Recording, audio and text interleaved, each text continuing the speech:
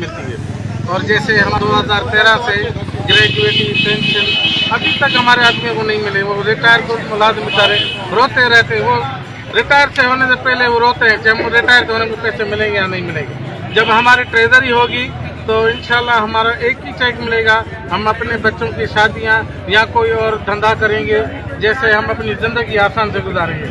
यहाँ local government का यही असर है, 1 लाख मिलता है तो 5-6 महीने के बाद फिर दूसरा लाख मिलता है। ऐसे तकरीबन 30-40 साल हो जाते हैं, हमको पैसे ही नहीं मिलते हैं। इसलिए बंदा भी मर जाता है, उनके पीछे जो बच्चे हैं, उनकी जो बीवियाँ हैं, वो यहाँ आकर रोकर भी कहते हैं हमको पैसा चाहिए। मगर यही है, हम जो हमारा मुतालबा है वज़ीर आला सिंध साहब से भी और मिनिस्टर से भी, चीफ मिनिस्टर से भी, सारी चीफ सेक्रेटरी से भी, सेक्रेटरी बल्दिया से हम अपील करते हैं हमारी तनख्वाह जो ऑनलाइन करें, ट्रेजरी के लिए थ्रू मेहरबानी कर देंगे, जैसे हमारे मुलाजिमों की ये हर चीज़ आसान हो जाए। मेहरबानी।